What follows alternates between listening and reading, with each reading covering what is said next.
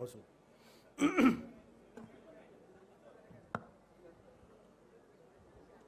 రాష్ట్ర ప్రజలందరికీ,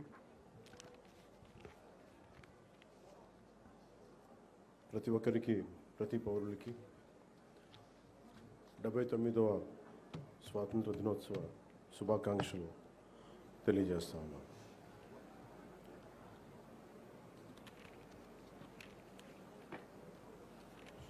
ఇది స్వాతంత్రం చాలా త్యాగాలతోటి సాధించుకున్నది. ఈ రోజున గౌరవ ప్రధానమంత్రి శ్రీ నరేంద్ర మోదీ గారి మార్గదర్శకంలో, ముఖ్యమంత్రి శ్రీ నారా చంద్రబాబు నాయుడు గారి నాయకత్వంలో అభివృద్ధి సంక్షేమం సమపాళ్లుగా ముందుకు సాగుతూ ఉంది. ఇచ్చిన హామీల ప్రకారం సూపర్ 6ని అమలు చేస్తూ మహిళలకి ముఖ్య ప్రాధాన్యత ఇస్తున్నాం. రాష్ట్రంలో తల్లికి వందనం పథకం ద్వారా ఈ ఏడాది 67.27 లక్షల తల్లులకి, మాతృమూర్తులకి 8,745 కోట్లు వారి అకౌంట్స్లో జమ చేశాం. అలాగే దీపం పథకం కింద 2 విడతల్లో 1 కోటి ఉచిత గ్యాస్ సిలిండర్లు ఇచ్చి 5 ఏళ్లలో ఏడాదికి 3 సిలిండర్ల చొప్పున 13,423 కోట్లు ఖర్చు చేయబోతున్నాం. ఈ రోజు నుండి స్త్రీ శక్తి పథకం ద్వారా ఆర్టీసీ బస్సుల్లో మహిళలకి ఉచిత ప్రయాణాన్ని ప్రారంభిస్తున్నాం. పంచాయతీరాజ్ బాధ్యతలు స్వీకరించిన వెంటనే జాతీయ పండుగల నిధులను మైనర్ పంచాయతీలకి 100 నుంచి 10,000కి, మేజర్ పంచాయతీలకి 250 నుంచి 25,000కు పెంచి సర్పంచుల ఆత్మగౌరవాన్ని కాపాడాం. గ్రామ స్వరాజ్య సాధన లక్ష్యంలో భాగంగా ఒకే రోజు 13,326 గ్రామ పంచాయతీల్లో గ్రామ సభలు నిర్వహించి ప్రపంచ రికార్డు సాధించాం. పల్లె పండుగ ద్వారా 4,000 కిలోమీటర్ల సిసి రోడ్లు, 22,500 మినీ గోకులాలు, 1,00,000 నీటి కుంటలు, 15,000 నీటి తొట్లు పూర్తి చేశాం. పంచాయతీరాజ్ ఇంజనీరింగ్ డిపార్ట్మెంట్ ద్వారా 2,000 కిలోమీటర్ల బీటీ రోడ్లు, 14 కొత్త వంతెనలు నిర్మించాం. గ్రామీణ ఉపాధి హామీ పథకం ద్వారా 75.23 లక్షల ఉపాధి శ్రామికులకు గ్రామాల్లోనే ఉపాధి కల్పించి ప్రమాద పరిహారం 50,000 నుంచి 4 లక్షలకు పెంచాం. అడవి తల్లి బాట కింద కొండ ప్రాంతాల్లో 1,005 కోట్లతోటి 625 గిరిజన గ్రామాలను అనుసంధానిస్తూ 1,069 కిలోమీటర్ల రోడ్ల నిర్మాణానికి ప్రధానమంత్రి జనజాతి ఆదివాసీ న్యాయ మహా అభియాన్ కింద ఉపాధి హామీ పథకం కింద రాష్ట్ర నిధులతోటి శ్రీకారం చుట్టాం.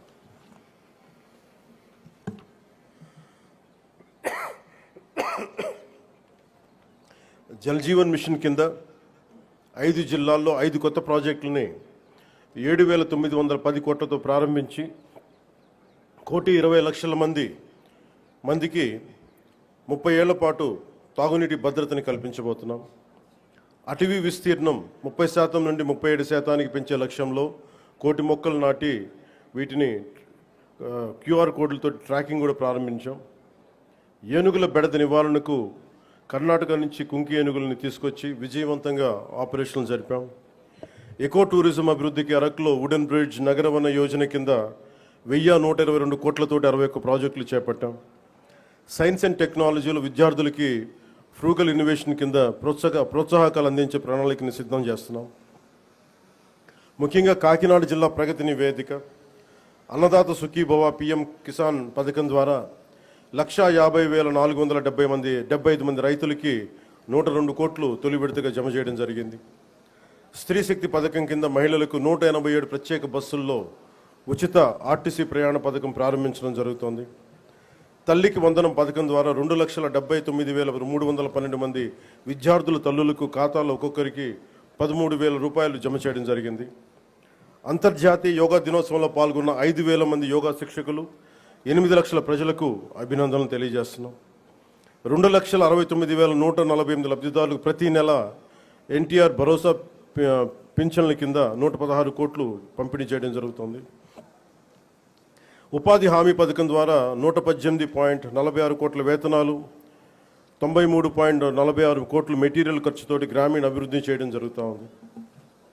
గత ఏడాది 107 జాబ్ మేళాల ద్వారా 7,000 మందికి మన కర్ణాటక కాకినాడలో 7,000 మందికి ఉద్యోగాలు అవకాశాలు కల్పించడం జరిగింది. ప్రతి అసెంబ్లీ నియోజకవర్గంలో స్కిల్ హబ్, పార్లమెంట్ పరిధిలో జేఎన్టీయూ కాకినాడలో స్కిల్ కాలేజ్ ప్రారంభించడం జరిగింది. మాదక ద్రవ్యాల నివారణకు పాఠశాలలు, కళాశాలలు ఈగల్ క్లబ్లు ఏర్పాటు చేయడం జరిగింది. జల్ జీవన్ మిషన్ ద్వారా 497 కోట్ల వ్యయంతో ఇప్పటి వరకు 506 పనులు పూర్తి చేయడం జరిగింది. రోడ్లు భవనాల శాఖ ద్వారా 27 కోట్లతోటి రహదారులు గోతులు పూడ్చడం జరిగింది. గడిచిన ఏడాదిలో పిఠాపురం నియోజకవర్గంలో 308 కోట్లకు పైగా పనులు చేసి దేశంలోనే మోడల్ నియోజకవర్గంగా దాన్ని తీర్చిదిద్దుబోతున్నాం. వచ్చే 4 ఏళ్లలో మరింత ప్రగతికి కట్టుబడి ఉన్నామని మీ అందరికీ తెలియజేసుకుంటా ఉన్నాం. ఇంత అభివృద్ధిని మనం సాధించగలిగామంటే ప్రతిసారి కొన్ని చీకటి రోజులు వస్తాయి ప్రతి ఒక్కరికి. మన రాష్ట్రంలో 2019 నుంచి 2024 వరకు ఒక డార్క్ డేస్. బ్రిటిష్ వాళ్ళు ఎలా పరిపాలించారో, బ్రిటిష్ వాళ్ళు దేశాన్ని ఎలా కబంధ హస్తాల్లో పెట్టుకున్నారో మన రాష్ట్రం కూడా అలాంటి కబంధ హస్తాలు పెట్టుకున్నప్పుడు స్వాతంత్ర సమరయోధుల స్ఫూర్తితోటి ఒకటే ఎదుర్కొన్నాం. బ్రిటిష్ వాళ్ళు నేర్పించి వెళ్ళిపోయింది మనకి డివైడ్ అండ్ రూల్, మనల్ని విభజించండి పాలించండి అని. కానీ ఎలా మన కూటమి ప్రభుత్వం మన స్వాతంత్ర సమరయోధుల స్ఫూర్తితోటి యునైటెడ్ అండ్ రూల్, కలిసి ఉందాం, కలిసి పాలన చేద్దాం, ఇదే కూటమి ప్రభుత్వం తాలూకు ముఖ్య ఉద్దేశం. ఈ స్ఫూర్తిని మేము స్వాతంత్ర సమరయోధుల పోరాట స్ఫూర్తిని నుంచి మేము తీసుకున్నది.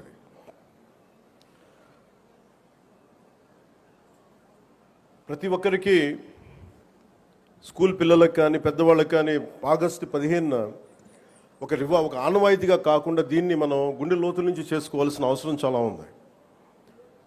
దీనికి వెనకాల ఎంత కష్టపడ్డారు నిన్న ట్వీట్ కూడా చేశాను.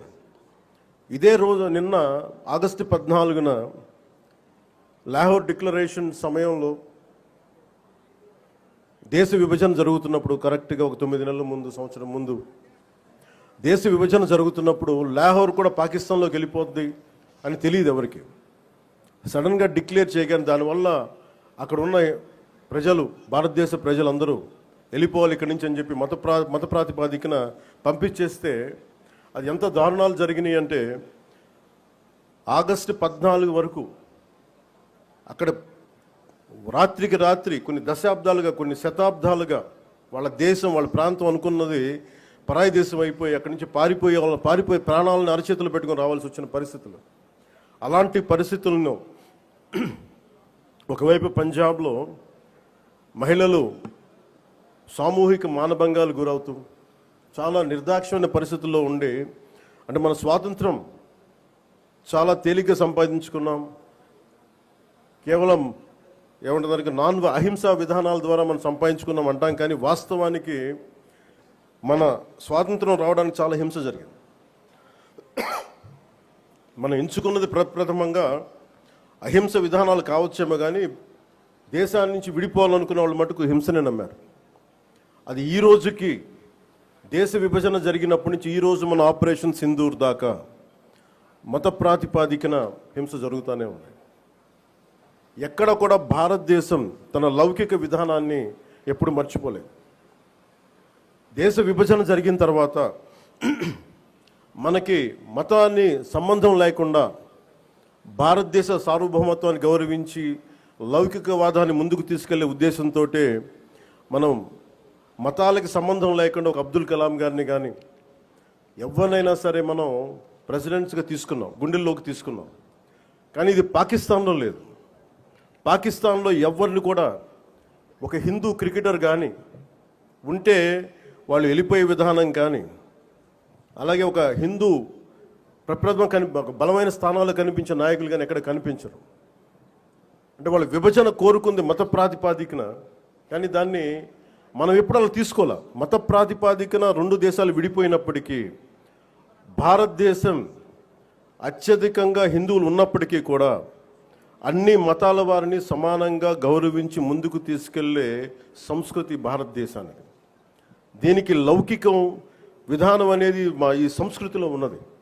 ఈ సంస్కృతికి ఎవరు నేర్పించక్కర్లా, పరాయి వాళ్ళు నేర్పించక్కర్లా, యూరోపియన్స్ నేర్పించక్కర్లా. ఇది మన లోపల ఉంది. ఈ స్ఫూర్తిని మనందరం ముందుకు తీసుకెళ్ళాలి. అలాగే ముఖ్యంగా మహిళలకి త్యాగాలకి చాలా పెద్ద పీట వేయాలి అనేది మనస్ఫూర్తిగా మేము ముందుకు తీసుకెళ్తాం. అలాగే మనం ఇందాక మీకు ప్రారంభించి చెప్పినప్పుడు ఈ అభివృద్ధి కానీ, సూపర్ 6 కానీ, పెట్టుబడులు కానీ ఇవన్నీ రావాలి అంటే లా అండ్ ఆర్డర్ చాలా బలంగా ఉండాలి. లా అండ్ ఆర్డర్ బలంగా లేకపోతే వచ్చే దుస్థితి కానీ పెట్టుబడులు రావు. ఉదాహరణకి ఉత్తరప్రదేశ్లో యోగి ఆదిత్యనాథ్ గారు ముఖ్యమంత్రిగా ప్రమాణ స్వీకారం చేసిన తర్వాత 8 సంవత్సరాల కాలంలో అది 15 లక్షల రూపాయల కోట్ల పెట్టుబడిని ఆకర్షించడం జరిగింది. దానికి కారణం అంతకుముందు ఒక అన్రూలీ స్టేట్గా ఉండేది. పెట్టుబడులు రావడానికి సాహసించేవారు కాదు.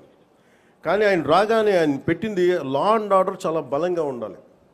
దానివల్ల ఈరోజున వాళ్ళకి 15 లక్షల పెట్టుబడి వచ్చింది. అలాగే ఆంధ్రప్రదేశ్కి లా అండ్ ఆర్డర్ చాలా చాలా క్లిష్టమైంది. అలాగే భవిష్యత్తుని పదే పదే ఈ కూటమి ప్రభుత్వం ఒక దశాబ్దన్నర ఎందుకు ఉండాలి అని అంటున్నానంటే సుస్థిరత ప్రజలకు ఇవ్వాలన్న ఒక ఉద్దేశం తప్ప పదవుల్లో కూర్చొని దీన్ని ఎంజాయ్ చేయాలి లేదంటే దీన్ని ఆస్వాదించాలన్న ఎవరి కాంక్ష ఎవరికి లేదు. కానీ ఈ దుస్థితి నుంచి, ఎందుకంటే అనుక్షణం ప్రతిపక్ష నాయకులను చూస్తూనే ఉన్నారు. జాతీయ స్థాయి ప్రతిపక్ష నాయకుల నుంచి ఓడిపోతేనేమో సడన్గా ఓట్ చోరీ అంటారు. వాళ్ళు గెలిచినప్పుడేమో ఓట్ చోరీలు కనిపించే వాళ్ళకి. గత ప్రభుత్వంలో కూడా చూసాం. 2019లో వాళ్ళు గెలిచినప్పుడు మేము ఎక్కడా మాట అనలా. ప్రజలు తీర్పు ఇచ్చారు, దాన్ని గౌరవించాం. 2024లో 151 సీట్లు కూటమి ప్రభుత్వానికి ఇచ్చి 164 కూటమి ప్రభుత్వానికి ఇస్తే సడన్గా వారికి ఏమనిపించిందంటే ఇది ఓట్ల గురించి మన ఓటింగ్ మెషిన్లో తప్పు అంటాం. అంటే గెలిచినప్పుడు ఒక న్యాయం, ఓడిపోయినప్పుడు ఇంకో న్యాయం. ఇది రాష్ట్రం, జాతీయ స్థాయి నుంచి రాష్ట్రం వరకు ఒకటే దేశాలన్నిటికీ కూడా అంతర్గతంగా అస్థిరత సృష్టించడం వాడి విధానం. మనం దాంట్లో అంతర్జాతీయ కుట్రలో భాగంగా చూడాలి ఇదంతా. ఎప్పుడైతే భారతదేశం అంతర్గతంగా బలహీనపడొద్దో, ఒక కోటని దెబ్బ కొట్టాలంటే బయటోడు కొట్టడం కంటే కూడా లోపల ఉన్నోడు తలుపు తీస్తే వచ్చే నష్టం ఎక్కువ. అందుకని ఎప్పుడు కూడా విదేశీ శక్తులు అంతర్గతంగా ఎవరున్నారు భారతదేశంలో, వాళ్ళకి ఎలాంటి ఇన్ఫర్మేషన్ ఇస్తే బాగుంటుంది, వాళ్ళ ఎజెండాని వీళ్ళందరూ మోస్తున్నారు. దీన్ని ప్రజలందరూ కూడా చాలా సునిశ్చితంగా గమనించాలి. ఇది ఏమైపోతుంటే ఒక్కసారి వాళ్ళని లోపలికి రానిచ్చామా, మీరు 2019, 2024 చూశారు. రోడ్డు మీదకి రావాలంటే భయాలు వచ్చినాయి ఒక్కొక్కళ్ళకి. ఈ రోజున కూటమి ప్రభుత్వాన్ని తిట్టడానికి ఎవరు ఇబ్బంది పట్టట్లా. దేనికంటే ఇది ప్రజాస్వామ్యం, దీన్ని గౌరవించడానికి ప్రతి ఒక్కరికి మాట చెప్పేది. మీరు ఒక బాధ్యతగా మాట్లాడాలి, సద్విమర్శను సంపూర్ణంగా స్వీకరించే పరిస్థితులు ఉన్నాయి. కానీ గత ప్రభుత్వంలో చూస్తే విమర్శ చేయడానికి భయపడేవాళ్ళు. పోలీస్ అధికారులు డ్యూటీ చేయడానికి భయపడేవాళ్ళు. అధికారులు ఎనీ సివిల్ డిపార్ట్మెంట్స్ ప్రతి ఒక్కరు కూడా భయపడేవాళ్ళు. అడ్డగోలుగా దోచేసుకున్నారు.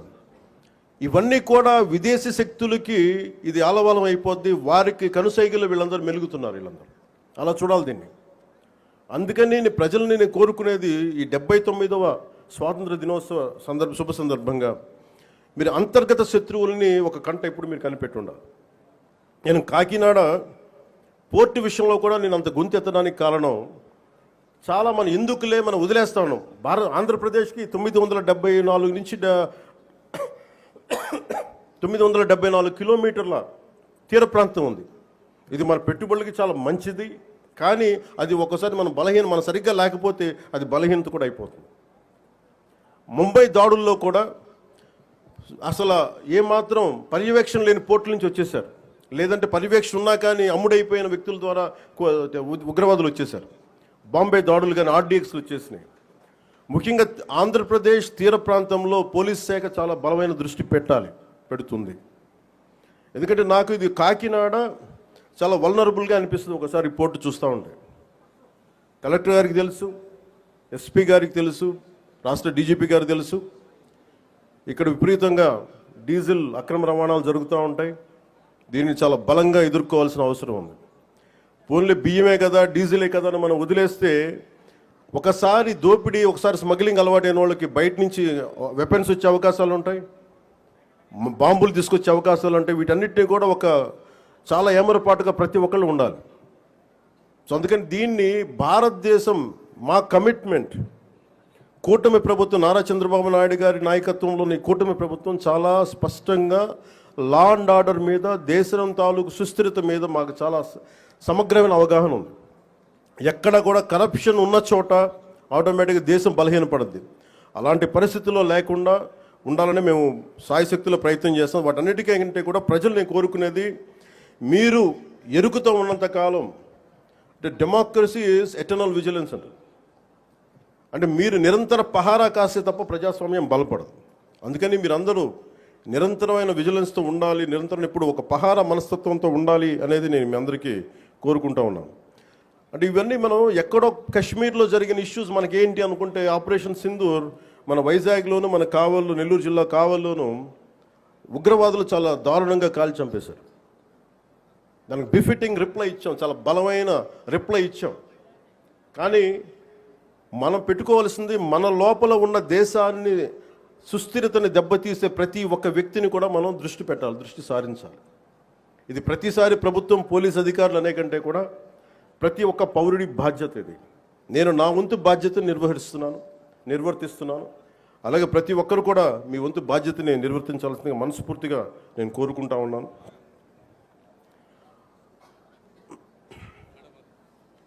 మీ అందరికీ కూడా మరోమారు మనస్ఫూర్తిగా మీ అందరికీ ధన్యవాదాలు తెలుపుకుంటూ, ఈ 79వ స్వాతంత్ర దినోత్సవ సందర్భంగా మరోమారు మీ అందరికీ శుభాకాంక్షలు తెలియజేసుకుంటూ సెలవు తీసుకున్నాను. జై Hind. Thank you very much, sir.